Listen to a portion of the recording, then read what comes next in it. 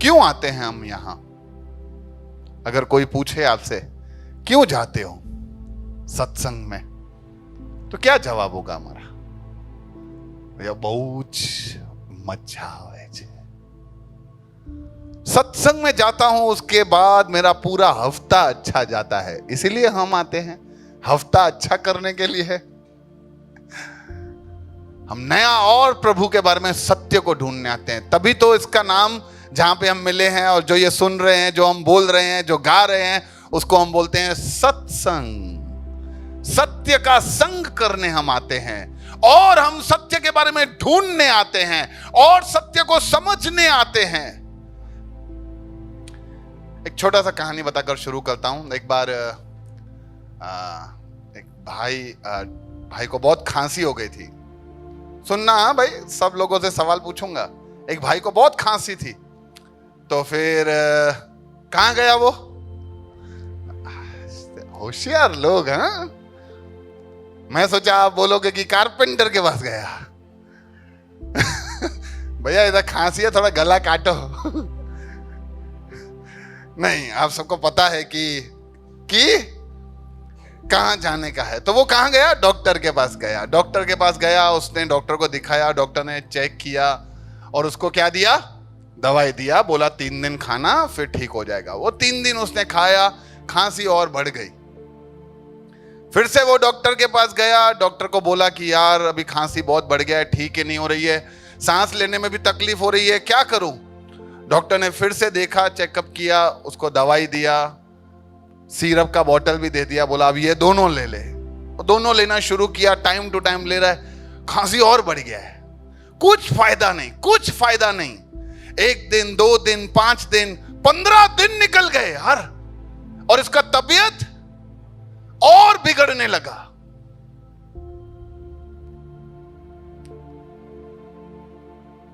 आप होते तो अभी 16वें दिन पे क्या करते हैं? हाँ, डॉक्टर चेंज कर देते हैं। आप क्या, कोई भी हो दूसरा वो ही बोलता है यार अभी डॉक्टर से हो नहीं रहा है, डॉक्टर दे रहा है, कोशिश कर रहा है, लेकिन डॉक्टर से। पर सोचो अगर आपके मन में ऐसा कि नहीं यार ये तो हमारा फैमिली डॉक्टर है, इसको छोड़ के कहीं और जाऊंगा यार, परिवार नाराज हो गया तो, डॉक्टर नाराज हो गया तो, फिर परिवार को कुछ उल्टा सीधा दवाई दे दिया तो, चले यार जो भी है, मैं तो यही डॉक्टर के पास चालू रखूंगा, ऐसा कितने लोग सोचेंगे? पर ये बात है, डॉक्टर नाराज हो सकता है, परिवार नाराज हो सकता है, लेकिन फिर भी क्या आप डॉक्टर के पास जाओगे? 15 का 20 दिन हो गया, नहीं। क्यों? क्या? हमारे जीवन का सवाल है यार। पहले नॉर्मल खांसी था, अब खांसी बढ़ गया है, अब सांस लेने में भी तकलीफ हो रहा है, तो क्या मरने के बाद परिवार वाले बोलते हैं कि काश डॉक्टर बदल लिया होता? लेकिन ये बात डॉक्टर बदल लिया होता मरने के बाद नहीं बोल सकते। कब बोल सकते हैं? जब तक जीवन है तब तक आपके पास ऑप्शन है कि डॉक्टर बदलो, अगर ठीक नहीं हो रहा है तो। इसलिए जरूरी है कि हम हमारे अनंत जीवन के लिए किसके ऊपर भरोसा रख के बैठे हैं। कौन से डॉक्टर के पास हम जा रहे हैं, जो क्या वो खुद हमें ठीक कर सकता है कि नहीं, हम इसके बारे में सीख रहे थे। क्योंकि हमने पिछले दिनों में सीखा कि इंसान की सबसे बड़ी जरूरत क्या है? मोक्ष, उद्धार। वो टूटे हुए रिश्ते का, जो परमेश्वर के साथ रिश्ता टूट गया है, उसको वापस जोड़ना। और हम इसीलिए किसी के ऊपर भरोसा रख के बैठे हैं कि ये मेरा उस टूटे हुए रिश्ते को जोड़ने में मदद करेगा या जोड़ेगा। तो हमें जानना है कि क्या जिसके ऊपर मैं भरोसा रख के बैठा हूं, मेरा भरोसा सही है कि नहीं। क्योंकि जैसे डॉक्टर का हम बदलने का बात कर रहे थे, क्यों? क्योंकि क्या जवाब आया? हमारे जीवन। अरे अब मैं ऐसा सोचता हूं यार, जीवन का तो सवाल है, जवाब दो यार। एमासु जाता है तो जाए जीवन, क्या फर्क पड़ता है? अरे जीवन चला गया तो फिर क्या बचा? क्योंकि सबसे बहुमूल्य अगर हमारे पास कुछ है तो वो है हमारा जीवन।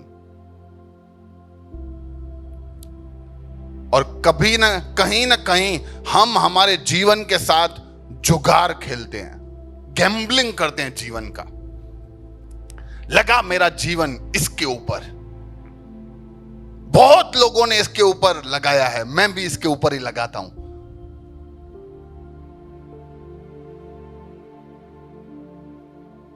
इसीलिए हम पिछले दिनों में सीख रहे थे किस विषय पे?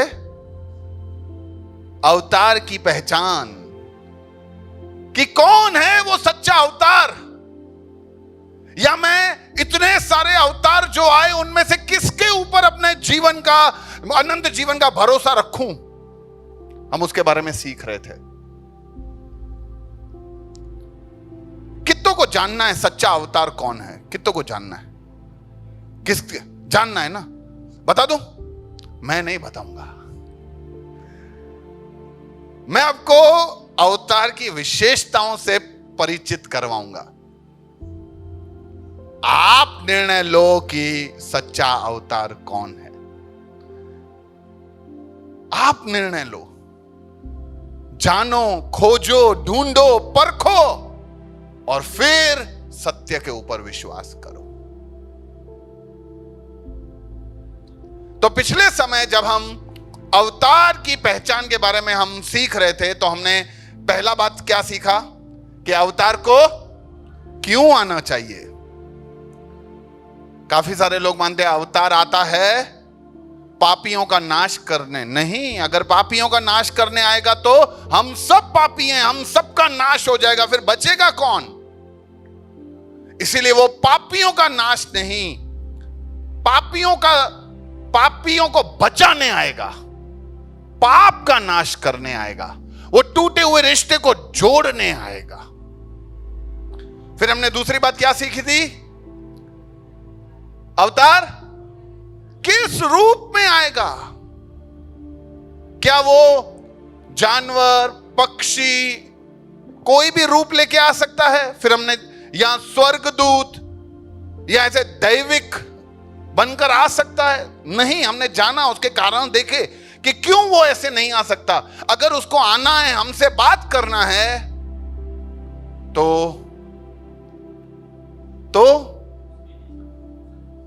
हम जैसा बनकर आता है। काफी सारे लोगों से मैं ये सवाल पूछता हूं, पता है, और कहता हूं, काफी सारी जगह पे जब हम सत्संग करने जाते हैं ना, सत्संग करने के बाद मेरा अक्सर ये सवाल रहता है कि यार मैं आया तुम्हारे घर सत्संग करने, तुमने क्यों मेरे पैर नहीं छुए?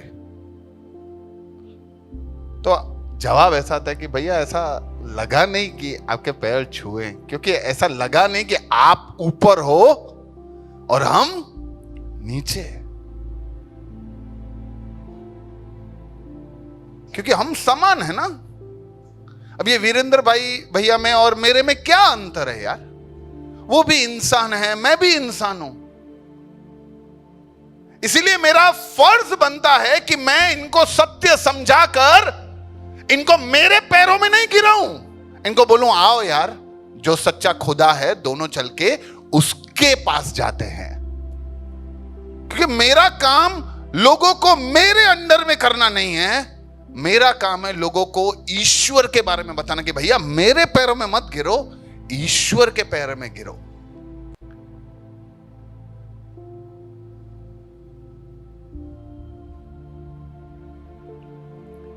इसीलिए ईश्वर को वो मनुष्य बन के आया। सोचो, रोज सोचो, इधर सब, मैं कभी को सोचता हूं इधर ये आसान हो जाता नहीं कि इधर हम सब बैठे होते, इधर स्टेज खाली होता, रही हूं, इधर से रोशनी यहां पे आती, आज का सेशन शुरू। और आवाज आती नहीं पीछे से, सब लोग एकदम, यानी मैं सोचता हूं यूं पिन गिरे ना उसका भी आवाज आओ, इतनी शांति के साथ और भय के साथ सुनते, क्योंकि यहां रोशनी ऊपर से आ रही है, कौन बोल रहा है कुछ पता नहीं चल रहा है, ईश्वर वहां प्रकट होता है।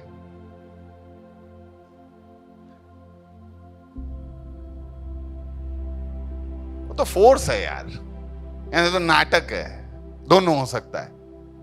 इसलिए सही है, इसलिए ईश्वर ने तय किया कि मैं इंसान बनकर ही जाऊंगा ताकि इंसानों के साथ बात कर सकूं। तीसरा बात हमने क्या देखा था अवतार के बारे में? अवतार का जन्म कैसे होना चाहिए? क्या वो साधारण जिस तरह से जन्म होता है स्त्री और पुरुष के मिलाप से वैसे ही होगा, कि उसका जन्म असाधारण होगा? फिर हमने ये भी देखा कि क्यों साधारण तरीके से जैसे लोगों का जन्म होता है वैसे अवतार का जन्म नहीं हो सकता, क्योंकि उसका जन्म पाप रहित होना चाहिए। और चौथा बात जो हमने सीखा था वो था कि अवतार का जीवन कैसा होना चाहिए। क्या अवतार आके इधर अपने ही दुनिया में मौज मस्ती करेगा, खो जाएगा, और एक समय के बाद उसको एहसास होगा अरे यार मैं इधर क्यों आया था, और फिर वो उसकी बत्ती चमकेगी और फिर वो सत्य की खोज करेगा और सत्य को पाएगा? क्या ऐसा था क्या?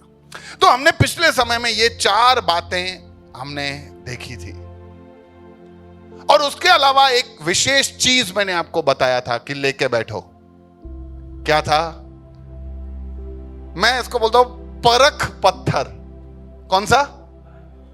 पहचान करने वाला पत्थर, ढूंढने वाला पत्थर, जहां से सोने के बारे में सच्चाई पता चलता है। तो ये जो गुण हम सब जान रहे हैं अवतार के बारे में, ये सब गुण इसी पत्थर के समान, उसी हम पत्थर पे घस के देखेंगे कि क्या ये गुण उस अवतार के बारे में सही है कि नहीं है। तो हमें ढूंढना चाहिए कि सही है कि नहीं। तो आज हम थोड़े से और विशेषताएं अवतार के बारे में जानेंगे, सीखेंगे, समझेंगे। पड़ोसी को पूछो, बोलो तैयार हो क्या? अवतार का जात, धर्म, राष्ट्रीयता या पसंदगी क्या होगी? क्या आपको लगता है कि अवतार आएगा तो उसका कोई पसंदगी, कोई राष्ट्रीयता, कोई धर्म या कोई जात होना चाहिए?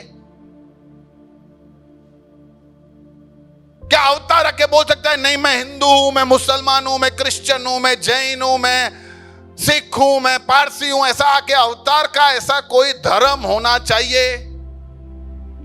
सवाल है। क्या अवतार को ऐसा कोई धर्म, कोई जाति, सिंधी, गुजराती, मराठी, तमिल, कोई उसकी जाति का जरूरत है? क्या अवतार का कोई राष्ट्रीयता है? नहीं, मैं तो सिर्फ भारत का अवतार हूं, मैं खाली अमेरिका का अवतार हूं, मैं खाली जापान का अवतार हूं।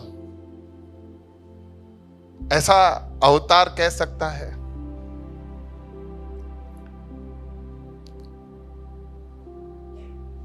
देखो, अगर मैं ऐसा सोचता हूं कि अगर धर्म से हमें हमारी सबसे बड़ी जरूरत पूरी हो जाए, कौन सी है हमारी सबसे बड़ी जरूरत? मोक्ष। मोक्ष का मतलब क्या होता है? टूटा हुआ रिश्ता जो ईश्वर से जुड़ जाना। मोक्ष बराबर तपस्या नहीं है, दान पुण्य करना नहीं है। मोक्ष है वो रिश्ते को जोड़ना। अगर सबसे बड़ा जरूरत जो हमारा है मोक्ष या उद्धार, अगर वो धर्म से ही पूरा हो जाता तो क्या अवतार को आने का जरूरत है? फिर अवतार आई क्यों? बोले धर्म दिया तो है, पूरा कर दो।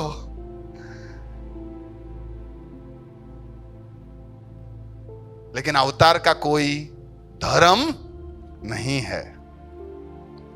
इसलिए अगर आपको लगता है, आप कहीं देखते हो कि अवतार कहीं कोई धर्म के लिए, कोई जाति के लिए, कोई राष्ट्र के लिए आया है, खाली उसी राष्ट्र के लिए, खाली सिंधियों का अवतार और किसी का नहीं, खाली गुजरातियों का अवतार और किसी का नहीं, खाली तमिल लोगों का अवतार, खाली साउथ इंडियन का अवतार, ऐसा अगर है तो फिर उस पर क्या करना चाहिए? चौकड़ी मारो यार, ऐसा कैसे? अवतार का कैसे पसंदगी हो सकता है कि ये लोग मेरे प्रिय लोग हैं?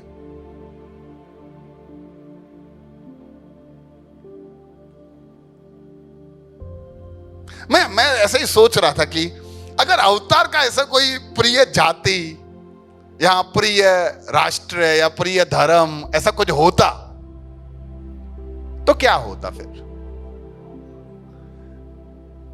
सच्चा अवतार नहीं होता, वो तो सही है, ऐसा होना नहीं चाहिए, ऐसा होना नहीं चाहिए। पर अगर अवतार ऐसा सोचता तो क्या होता? एग्जैक्टली, वो सब कुछ एक ही राष्ट्र के लिए करता, और मैं सोचता हूं कि वो राष्ट्र सबके ऊपर राज्य करता, वो जाति सबसे उच्च जाति गिनी जाती। समझो, अवतार जो सृष्टि को, जो सारे सबको बचाने के लिए आया है, पूरे सारे लोगों को बचाने के लिए आया है, और ऐसा पता चले कि वो खाली सिंधियों को पसंद करता है, तो सिंधी जाति सबसे ऊपर होती, वो सब पे राज करते, सबको देखो, ए नाटक नहीं, पृथ्वी को और तुम लोगों को, तुम्हारे पूरे देश को बचाने वाला जो है ना, वो अपुन का पप्पा है, इसीलिए अपने आगे भी झुक के चलने का, बोले तो सलाम मारने का। ऐसे ही सब होशियारी मारते हम भी।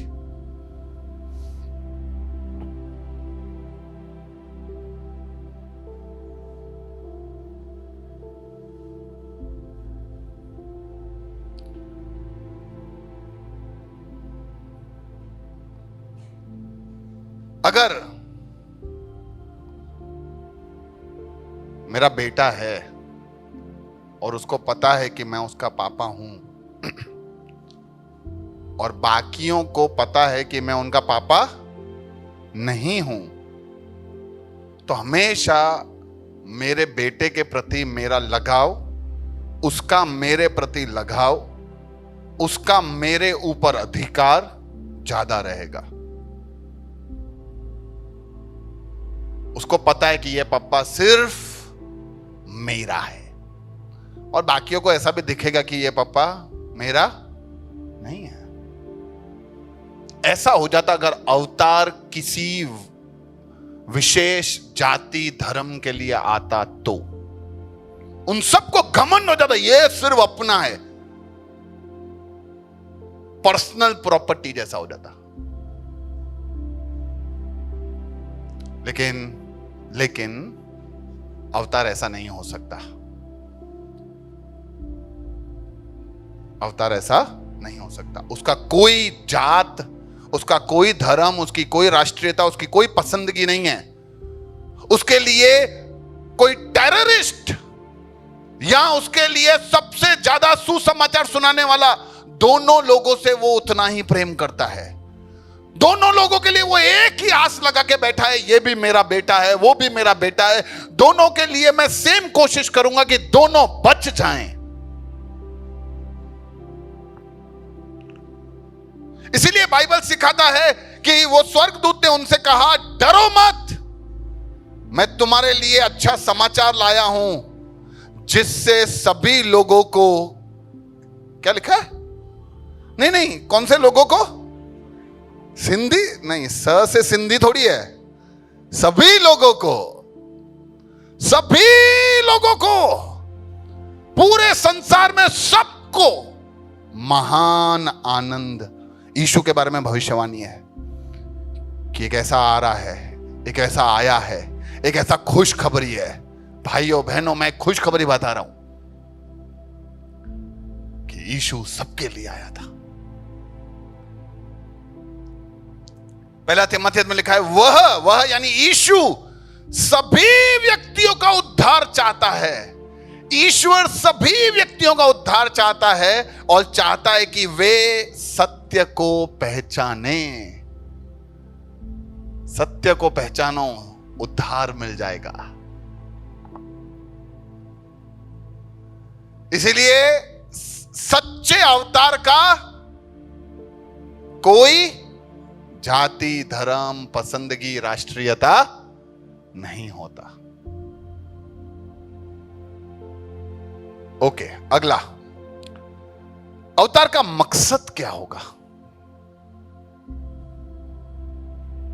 अवतार का मकसद क्या होगा? चलो एक और कहानी सुनाता हूं। समझो आपके घर में कुछ सिंक में या वो जो आपके बाथरूम में कुछ खराबी हो गई, नल वल से पानी बह रहा है, तो आप किसको बुलाओगे? डॉक्टर को नहीं। देखो, आपको सब पता है कि किसको किस टाइम पे किसको बुलाने का है।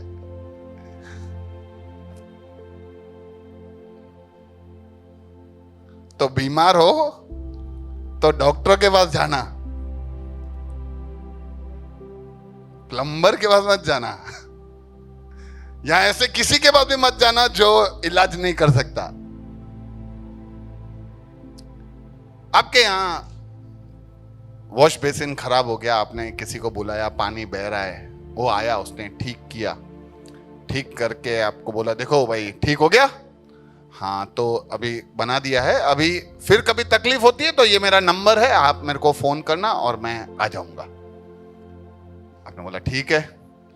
एक हफ्ता हो गया, एक हफ्ते के बाद फिर से आपने देखा कि अरे पानी बहना शुरू हो गया। आपने टिक टिक टिक टिक टिक नंबर डायल किया, फिर से उसको बुलाया, अरे भैया ये तो पानी वापस शुरू हो गया। अच्छा अच्छा, मैंने बोला था ना आए तो मेरे को फोन करना, मैं आ जाऊंगा, मैं आता हूं, वापस आता हूं। वो वापस आया, उसने वापस से पानी यानी बहना, कुछ पट्टियां वट्टियां लगा के फिनिश किया, ठीक किया, और फिर चला गया। जाते समय बोल के गया कुछ खराबी हो तो फोन करना, मैं वापस आऊंगा।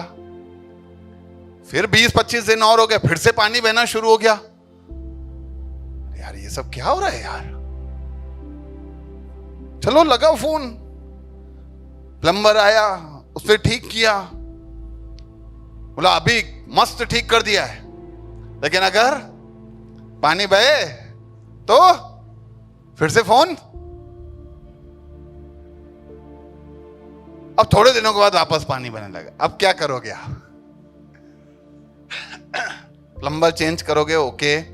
आपके मन में आ क्या रहा है कि ये सही, इसको पता है कि ठीक क्या करना है, कि हर बार आके एक टेम्पररी सॉल्यूशन देके चला जाता है और फिर बोलता है कि वापस हो तो।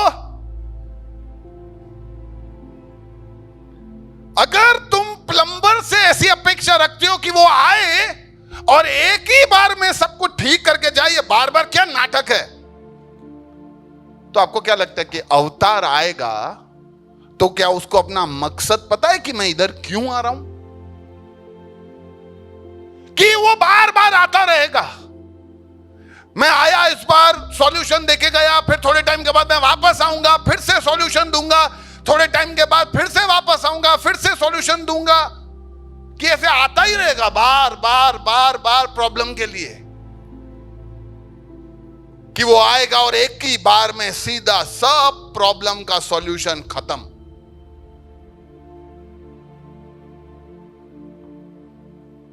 वो अवतार है, वो आ रहा है तो उसको पता है कि मैं क्यों जा रहा हूं नीचे। मैं जा रहा हूं ताकि प्रॉब्लम ठीक कर सकूं, और ये प्रॉब्लम जो पहले से चलती आ रही है, जो आज भी है, जो आने वाले दिनों में भी होगी, सारी प्रॉब्लम का जड़ मुझे पता है, इसलिए मैं जाऊंगा और एक ही बार में सब प्रॉब्लम ठीक। कि अवतार ऐसा होगा ना, ना अभी आ रहा हूं, थोड़े टाइम के लिए, फिर लगे आपको लगे कि प्रॉब्लम बढ़ गया तो फिर से फोन करना, मैं आ जाऊंगा। इसीलिए हमें समझना चाहिए कि अवतार को बार बार आने का जरूरत नहीं है। अवतार एक ही बार आएगा और अब तक जो प्रॉब्लम चल रहा है, समस्या है उसका, और भविष्य में भी जो समस्याएं होगी उन सब का, जब तक सब कुछ है तब तक एक ही वो सॉल्यूशन देगा।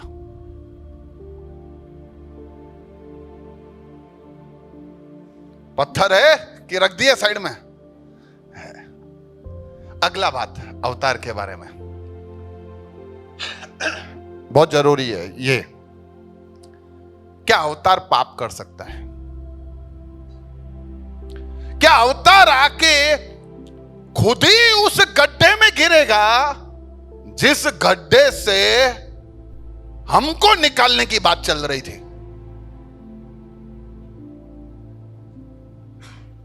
क्या वो आके खुद ही उसी पाप में फंस जाएगा जिस पापों से हम लड़ रहे थे?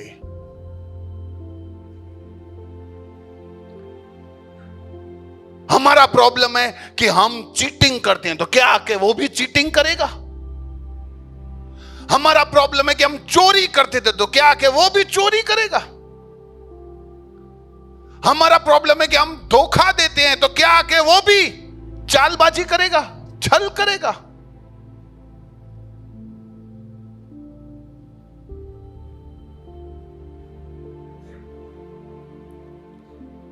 हमारा प्रॉब्लम है कि हम झूठ बोलते हैं, तो क्या आके वो भी झूठ बोलेगा?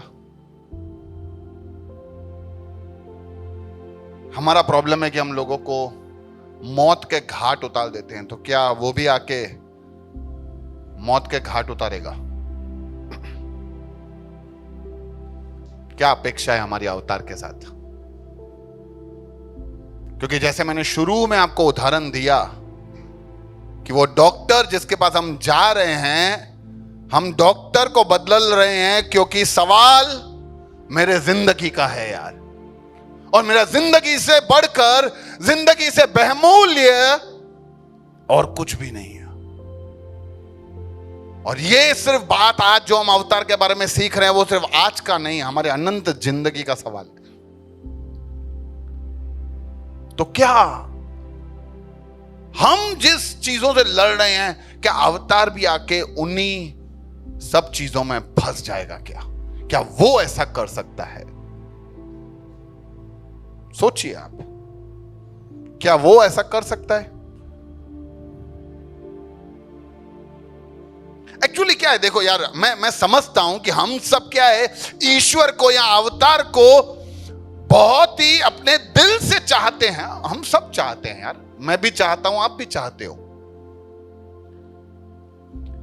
लेकिन भावनात्मक तरीके से सोचना और एक प्रैक्टिकल, वास्तविक तरीके से सोचना बहुत अच्छा है यार।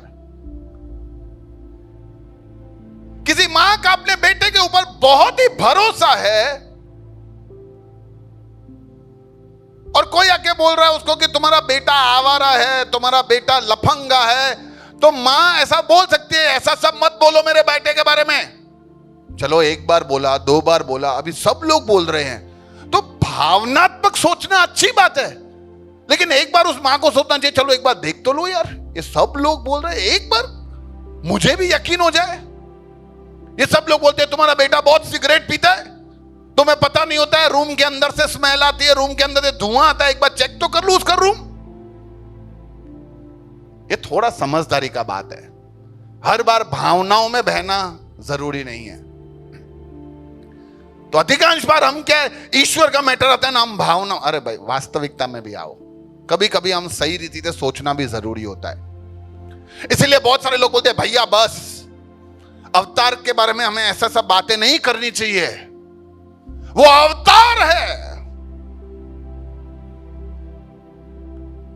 अगर अवतार पाप करता है तो करे, क्योंकि वो अवतार है, वो कुछ भी कर सकता है। अच्छा, कैसे कुछ भी कर सकता है? क्यों कुछ भी कर सकता है? मैं दारू पीऊं और मेरे बेटे को बोलूं मैं बाप हूं, पी सकता हूं, तू नहीं पी सकता है, तो बोले क्यों नहीं पी सकता? बाप पी सकता है ना। अगर बाप नंबरी है ना, तो बेटा 10 नंबरी हो तो भी मैं बोलता हूं कि चले, बड़ा गुनाह नहीं है। इसलिए बाप लोग, माता लोग संभाल के, अगर हम एक झूठ बोलते हैं तो हमारे बच्चे 100 झूठ बोले ना, तो भी जिम्मेदार हम हैं। हम ऐसा नहीं बोल सकते मैं तो यार एक ही झूठ बोला। अरे भाई तुम हो, उदाहरण हो, उदाहरण थोड़ा सा भी खराब हो तो उसके फॉलोअर्स पूरा खराब हो तो भी चले। इसलिए मैं मेरा जिंदगी अवतार के ऊपर रखा है, वो अवतार आके कुछ भी नहीं कर सकता। मैं उसको देख के अपने जीवन को फॉलो कर रहा हूं। लेकिन लोग सोचते हैं अवतार है, कुछ भी कर सकता है। भैया तो क्या हुआ, ऐसी गलतियां करता है तो, लेकिन वो प्यार भी तो करता है, वो माफी भी तो देता है, वो तकलीफों में भी तो सहारा देता है। अरे मतलब तुम्हारा बाप तुम्हारा फीस भरता है, तुम्हें खाना खिलाने के लिए देता है, मतलब वो दारू पी के आ सकता है, तुम्हारी मां को मार सकता है, बच्चों को मार सकता है, ये सब चले? एक अवतार पाप रहित होना चाहिए। वो कैसे पाप कर सकता है? अगर वो एक पाप करे तो हमें अनगिनत पाप माफ है। वो कैसे पाप कर सकता है? लेकिन लोग क्या है, ये समझते नहीं है यार।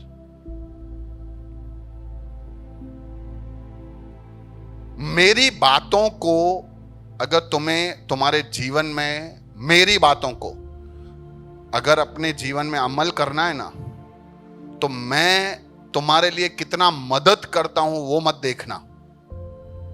मैं तुम्हारे बच्चों का कितना मदद करता हूं वो भी मत देखना। देखना हो ना तो मेरा चरित्र को देखना, कि मैं किस प्रकार का व्यवहार करता हूं, कैसे बात करता हूं, क्या सोच रखता हूं, किस प्रकार से लोगों के साथ डील करता हूं।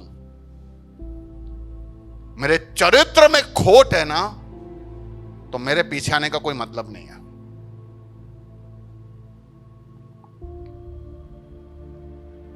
इसलिए चरित्र बहुत मायने रखता है। कुछ लोग ऐसा बोलते हैं, भैया आपको क्या पता वो अवतार ने ऐसा क्यों किया है, होगा उसके पीछे कोई मकसद। हम इंसान हैं, हम नहीं समझ सकते। अरे हाँ, सब बात सही बात है आपका, लेकिन कोई भी व्यक्ति ऐसा कोई काम करे जिसके पीछे दूसरे लोग धोखा खा जाएं, ऐसा काम करने का कोई जरूरत ही नहीं है।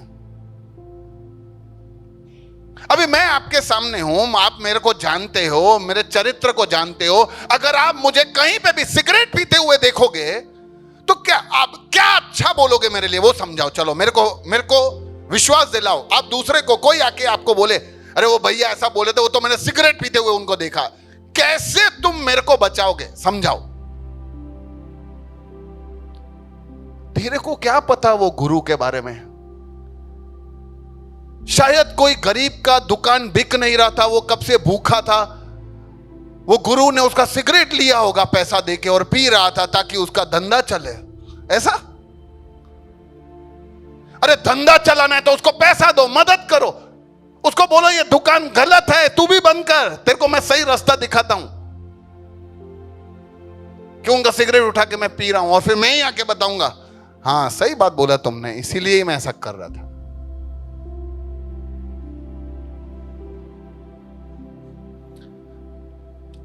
बाइबल सिखाता है कि तुम्हारे सही काम में भी अगर कोई व्यक्ति धोखा खा रहा है क्योंकि वो अभी समझ में कच्चा है, तो उसको छोड़ देना सही है। उदाहरण देता हूं कि समझो तुम चप्पल पहन के इधर आ जाते हो, ठीक है, और तुम्हें ऐसा लगता है कि क्योंकि हम सब सीख गए, हम सब आजाद हो गए कि ईश्वर को ये चप्पल वप्पल से कोई फर्क नहीं पड़ता। अब तुम किसी भाई के दुकान में जा रहे हो और वो बोलता है कि देखो यार भैया, ये दुकान ना मेरे लिए मंदिर समान है, मेहरबानी करके चप्पल बाहर। अरे क्या चप्पल बाहर? तुम्हें पता है ईश्वर के बारे में कुछ भी पता नहीं है। ईश्वर सब जगह होता है, क्या चप्पल के बारे में मैं पहन के आऊंगा? नहीं तो बोलो तुम्हारे दुकान में नहीं आने का है। नहीं नहीं नहीं, उसका विश्वास अभी थोड़ा कच्चा है, चप्पल बाहर उतारो। ये समझदारी है, क्योंकि तुम्हारे रवैये से कहीं वो धोखा ना खा जाए और वो हमेशा के लिए ईश्वर से नाराज ना हो जाए, उससे दूर ना हो जाए। ऐसा कैसे ईश्वर के पास तुम जाते हो? तो हमें समझिए कि हमें एक सही रोल बनना है ताकि कोई और धोखा ना खाए। तो क्या अवतार ऐसा कोई काम करेगा जिससे हम सब धोखा खाए? इसीलिए जरूरी है कि वो पाप न करे।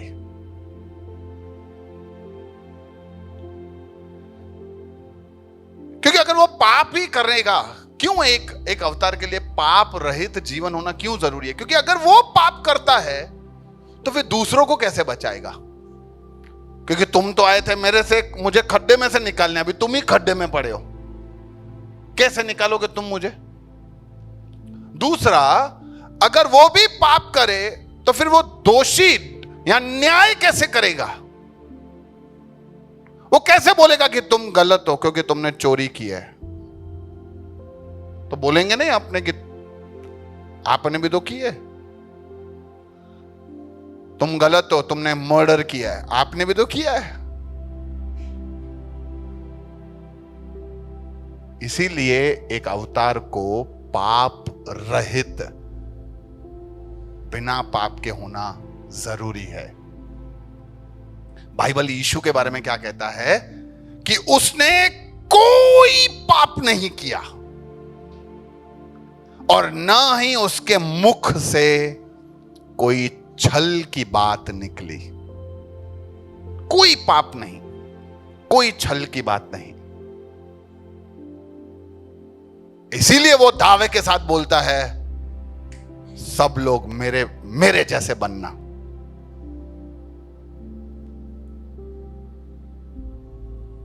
ओके, जल्दी से अगला। अवतार का व्यक्तित्व और गुण कैसा होगा? आप क्या सोचते हो कि अवतार आ रहा है तो उसके गुण और व्यक्तित्व कैसे होने चाहिए? देखो, जब अवतार आता है ना, तो अवतार एक रोल मॉडल की तरह होना चाहिए। कैसा होना चाहिए?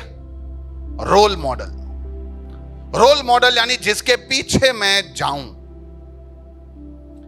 इसीलिए हम हमेशा चाहते हैं कि जो हम सबको बचाने आ रहा है, वो अवतार में सारे गुण चाहिए मेरे को। उसके अंदर कुछ गुण है, कुछ नहीं है, ऐसा अवतार नहीं हो सकता। अवतार आके हर बार अलग अलग बातें बताएगा, ऐसा नहीं है। एक बार अवतार आया, उससे प्रेम करना सिखाया। अगली बार अवतार आया, उससे धर्म के ऊपर न्याय के बारे में सिखाया। एक बार अवतार आया, उसने अधर्म के ऊपर सत्य का जीत हो ऐसा सिखाया। एक बार अवतार आया, उसने नैतिकता के बारे में सिखाया। अरे मतलब क्या हर बार आके तुम अपने जीवन से एक नया चरित्र दिखाओगे?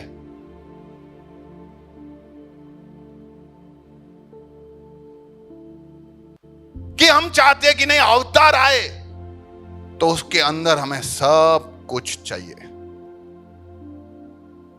एक अवतार आया, वो बोलेगा तुम्हें धन का कमी है, मैं हूं। एक अवतार आया, बोले तुम्हारे पास ज्ञान का कमी है, मैं हूं। एक अवतार आया, तुम्हारे पास बुद्धि नहीं है, मैं हूं। एक अवतार आया कि तुम्हारे पास बल नहीं है, मैं हूं। अरे मुझे किधर जाने का यार? फिर पैसा चाहिए तो फिर हम दूसरे के पास जाएंगे, धन चाहिए, ज्ञान चाहिए तो किसी और के पास घूमेंगे, बुद्धि चाहिए तो कहीं और जाएंगे।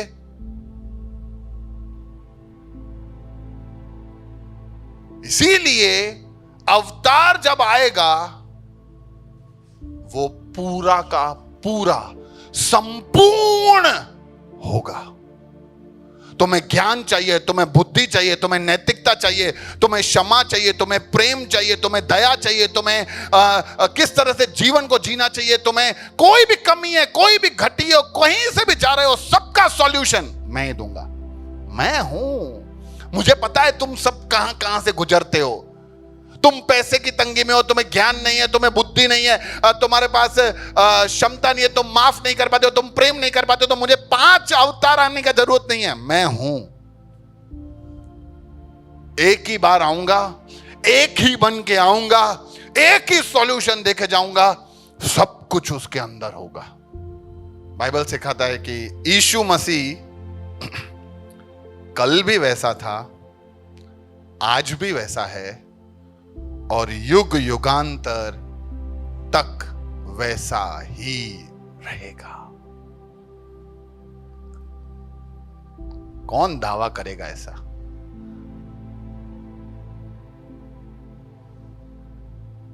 मैं कल अलग था, मेरे बारे में कह रहा हूं, मैं कल अलग था, आज अलग हूं। चाहता हूं कि जैसा आज हूं वैसा ही और बेहतर बनूं परमेश्वर के नजर में, लेकिन शायद कल कुछ और हो सकता हूं मैं। शायद आज जितनी दया दिखा रहा हूं, आगे जाके ज्यादा दया दिखाऊं। आज जितना प्रेम कर रहा हूं, शायद आगे जाके और प्रेम करूं। लेकिन ईश्वर या अवतार ऐसा नहीं है। वो कल भी उतना ही प्रेम करता था, आज भी उतना ही प्रेम करता है और हमेशा उतना ही प्रेम करता रहेगा। उसके प्रेम में कभी कमी नहीं आएगी, उसकी माफी में कभी कमी नहीं आएगी, उसके दया में कभी कमी नहीं आएगी। ये है अवतार। अगला, क्या अवतार को मोक्ष की जरूरत है?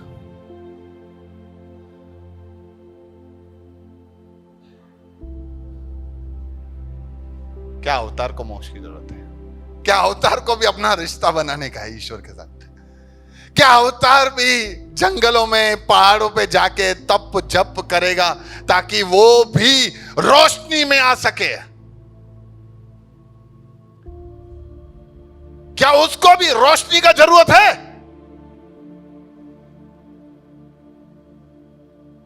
कि वो खुद रोशनी बन के आएगा, हमारे अंधेरों, हमारे पाप में जीवन को उजागर करने के लिए।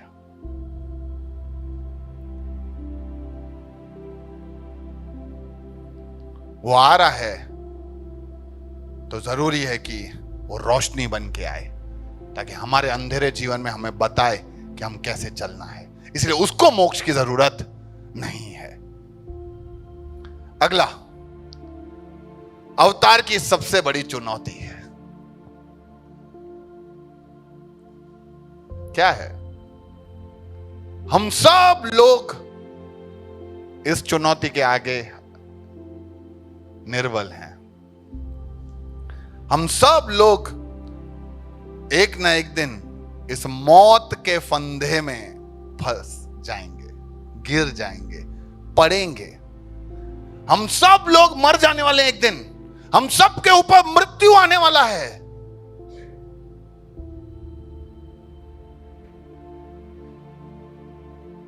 क्यों आने वाला है मृत्यु? क्यों आने वाला है? पाप की वजह से। क्योंकि पाप का वेतन, तो जब हम सब इसके अंदर फंसने वाले हैं, हम इसके अंदर जाने वाले हैं, तो क्या जो आ रहा है मुझे बचाने के लिए, वो भी इसके अंदर हमेशा के लिए दब जाएगा?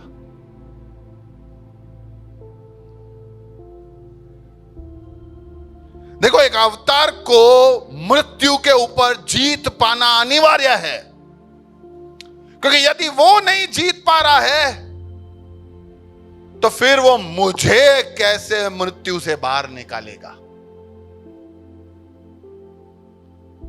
इसीलिए बहुत जरूरी है कि अवतार आए तो वो मृत्यु के ऊपर जीत पाए।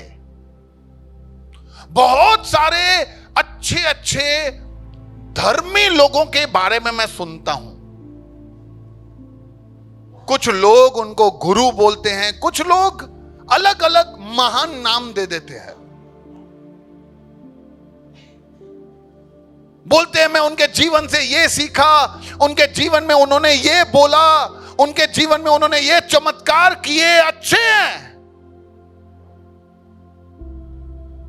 और फिर जब हम उनके बारे में पढ़ते हैं तो एक और बात लिखा हुआ है कि वो इस दिन पे इस तरह से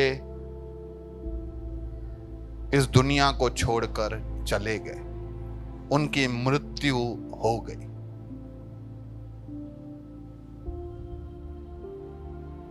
तो बस खत्म, फिर स्टोरी एंड।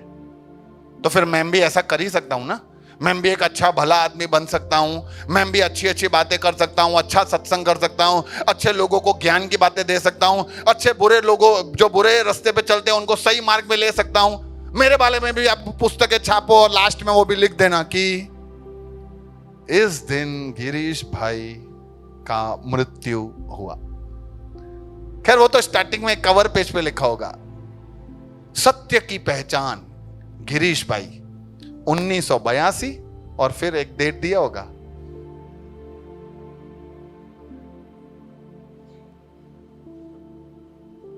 इसलिए जरूरी है कि वो मृत्यु के ऊपर विजय पाए, क्योंकि अगर वो मृत्यु के ऊपर विजय नहीं पा रहा है, इसका एक ही मतलब है कि वो पाप रहित नहीं है।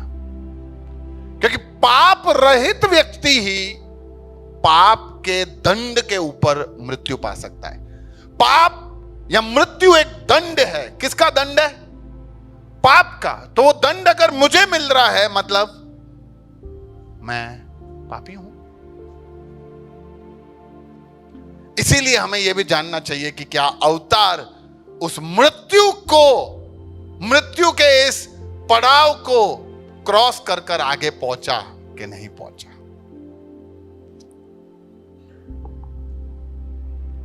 क्या सबके पास, सब देख रहे हैं ना, ढूंढ रहे कि नहीं सच्चे अवतार के बारे में?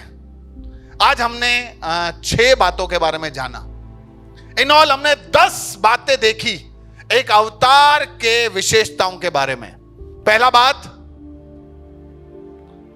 बात अवतार क्यों आएगा, अवतार को क्यों आना है। दूसरा बात, अवतार किस रूप में आएगा।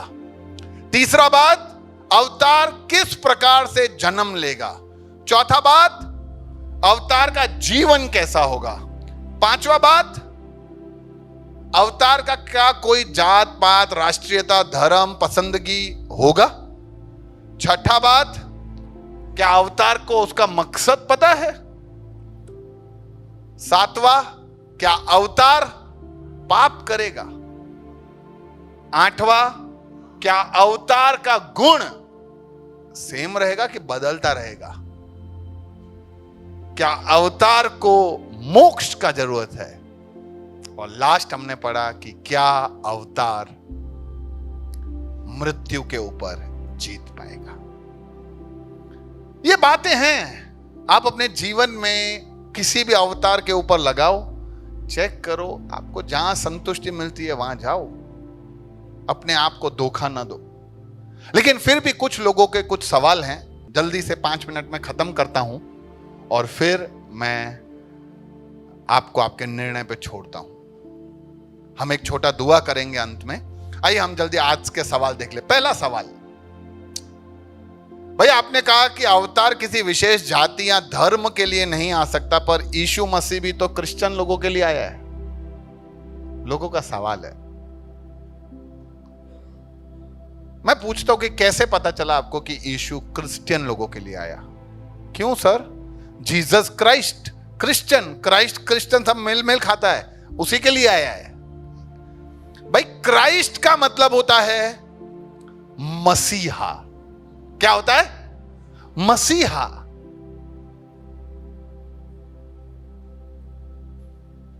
और इसीलिए हमने आगे देखा कि यीशु मसीह सबके लिए आया। वो किसी धर्म के लिए नहीं आया, वो किसी लोगों के लिए नहीं आया, किसी एरिया के लिए नहीं आया, किसी देश के लिए नहीं आया। तो वे लोग सवाल पूछते थे, फिर भैया वो यरूशलेम में क्यों पैदा हुआ? भारत में पैदा होता। भाई भारत में पैदा होता तो फिर तुम यही सवाल पूछते कि भारत में क्यों पैदा हुआ है, अमेरिका में क्यों नहीं पैदा हुआ है? उसको कहीं ना कहीं आना था, वो आया।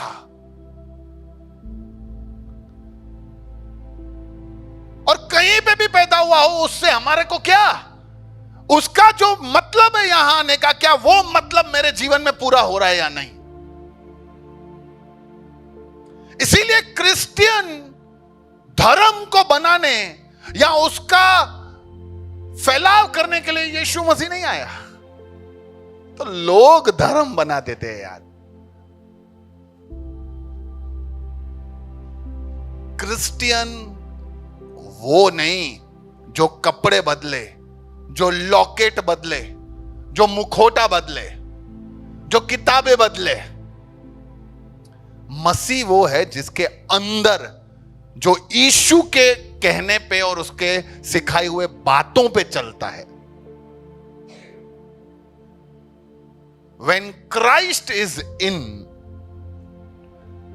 जब हम यीशु के बातों पे, उसके सिखाए हुए मार्गदर्शन पे चलते हैं, तब हम उसके जैसे बनते हैं। कोई धर्म के लिए वो आया नहीं, न कभी वो धर्म के लिए मरा। वो आया सारे मानव जाति के लिए, ताकि सबका उद्धार हो सके। दूसरा, एक अवतार को मृत्यु पर विजय पाना क्यों जरूरी है भैया? ठीक है ना, मर गया तो मर गया, आया तो था मेरे लिए। देखो, अगर अवतार भी मर जावे तो फिर अवतार और साधारण व्यक्ति में क्या फर्क है? अल्टीमेटली तो वो भी मर ही गया। अगर अवतार आता है तो वो बताता है कि मैं ईश्वर हूं, मुझे पता है कि क्या करना है। अगर वो नहीं मरता है, अगर वो पाप पे विजय पाता है, तो वो ये दिखाता है कि मैं सबके ऊपर शासक हूं, मृत्यु के ऊपर भी। मृत्यु भी मेरे पैर के नीचे है, जीवन भी मैं ही देता हूं। दूसरा बात, इसीलिए उसको मृत्यु के ऊपर विजय प्राप्त करना जरूरी है, ताकि वो बता सके कि मेरा जीवन पाप रहित है। इसलिए क्योंकि मैं वो पाप रहित जीवन जिया हूं, मैं तुम्हें भी मदद करूंगा कि वो पाप रहित जीवन कैसे जियो, क्योंकि मैं जिया हूं ना। मुझे पता है कि पाप के ऊपर कैसे लड़ने का है, इसलिए मैं तुम्हें सिखा सकता हूं कि पाप से कैसे लड़ने का है। अभी तुम आके मुझसे पूछोगे कि भैया तमिल कैसे बोलने का है, तो मैं क्या बोलूंगा आपको? क्या बोलूंगा? अरे मेरे को क्या पता, मेरे को खुद को नहीं आता, तो मैं कैसे सिखाऊं? आप मुझसे जो भाषा मुझे आती है, लेकिन ईश्वर के लिए सब, वो सब के ऊपर विजयंत है। इसलिए वो हमें बता सकता है कि वो कैसे हमें पाप से लड़ना है और उसके ऊपर विजय प्राप्त करना है। तीसरा, हम अगर इतना बोलते हैं कि अनंत जीवन, अनंत जीवन, इस मृत्यु के बाद एक नया जीवन है जो कभी खत्म नहीं होगा, अनंत जीवन है, उसका सबूत क्या है? लोग बोलते हैं कौन गया है उस साइड और वापस आया है जो बतावे? है, पूरे इतिहास में सिर्फ एक ही व्यक्ति है जो मौत के उस तरफ गया और मौत को हरा के वापस आया।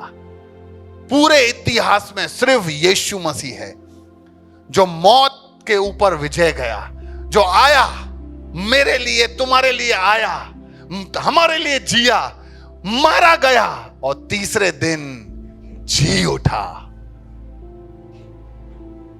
भैया किसने देखा? अरे इतने सारे लोगों ने देखा।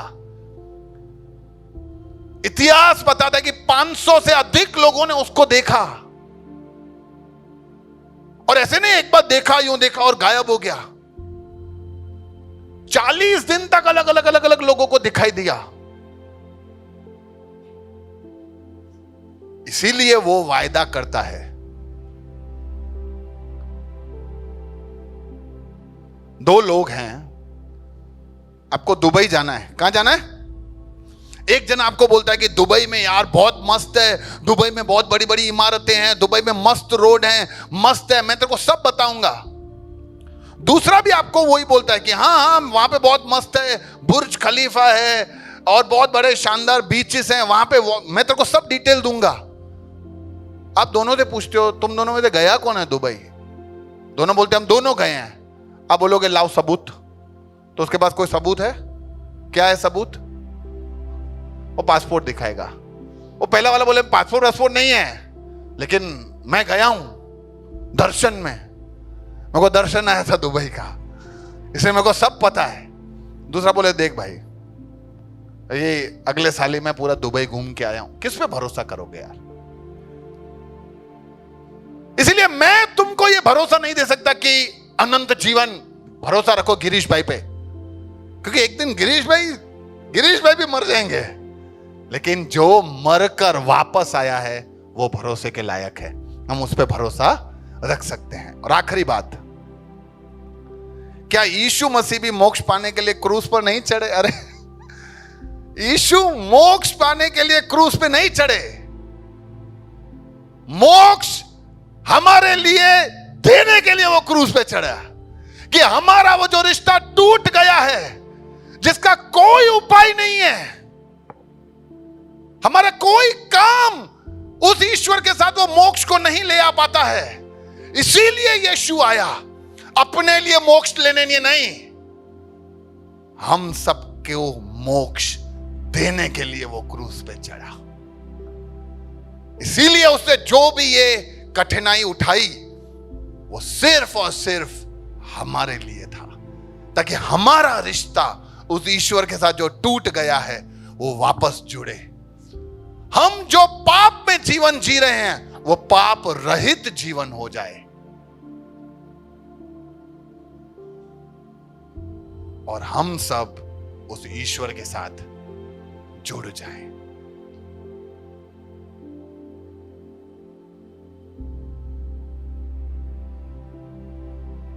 कुछ लोग कहते हैं कि ये स्कूल का पढ़ाई सबसे ज्यादा अच्छा है, और अगर तुम्हें भी तुम्हारे बच्चों को वही स्कूल की शिक्षा देनी हो तो कैसे दोगे? तुम्हें भी तुम्हारे बच्चों को वही स्कूल में पढ़ाना हो तो कैसे पढ़ाओगे? सिंपल है यार, एडमिशन लेके। यीशु हम सबको मोक्ष दे सकता है, वो टूटा हुआ रिश्ता हमारा वापस ईश्वर के साथ जुड़ सकता है, हम पाप के ऊपर विजय पा सकते हैं, हम मृत्यु के ऊपर विजय पा सकते हैं, हम अनंत जीवन जी सकते हैं, सिर्फ तब जब हम जो वो अवतार आया जिसके लिए ये सब संभव था, हम उसके ऊपर भरोसा रखें, उसके ऊपर हमारे विश्वास को लगाएं, तो ही ये सब कुछ हो सकता है। अन्यथा अंजाम के लिए हम तैयार हो जाएं। आइए हम अपने आंखों को बंद करें, एक छोटा सा दुआ करेंगे। मैं चाहता हूं कि अगर आप सबको भी उस अवतार की, सच्चे अवतार की माफी चाहिए, आपको भी उस ईश्वर के साथ वो टूटा हुआ रिश्ता जोड़ना है, तो आप सब मेरे साथ इस प्रार्थना को दोहरा सकते हैं, ये प्रार्थना कर सकते हैं। आप कहां से गुजर रहे हो मेरे को पता नहीं, लेकिन आप ये प्रार्थना करके ईश्वर को अपने जीवन में आमंत्रण कर सकते हैं। हे परमेश्वर, धन्यवाद कि तू आया और मैं तुझे पहचान नहीं पाया, लेकिन आज मैं तुझे जानना चाहता हूं, मैं तुझ पर अपना भरोसा रखना चाहता हूं, मैं भी ये पाप में जीवन से आजाद होना चाहता हूं, मैं भी अनंतता में तेरे साथ रहना चाहता हूं। इसीलिए मैं भी तुझसे रिश्ता जोड़ना चाहता हूं। मेरे जीवन में प्रवेश कर, मेरे इस बढ़ा हुए हाथ को थाम ले, मुझे भी अपने संग कर ले परमेश्वर। मैं अविश्वासी हूं, मुझे विश्वास दिला, ताकि मैं सच्चाई के पीछे चल सकूं। मेरे इस प्रार्थना को आप जरूर सुनना और मेरे जीवन में एक बदलाव लाना। धन्यवाद देता हूं उस महान अवतार को जो यहां आया सिर्फ मेरे लिए, ताकि मेरा जीवन उस ईश्वर के साथ वापस जुड़ जाए। उसी सच्चे अवतार के नाम से मांगता हूं, आमीन। प्रभु आप सबको बहुत आशीष दे। कोई सवाल हो तो आप जरूर पूछिएगा।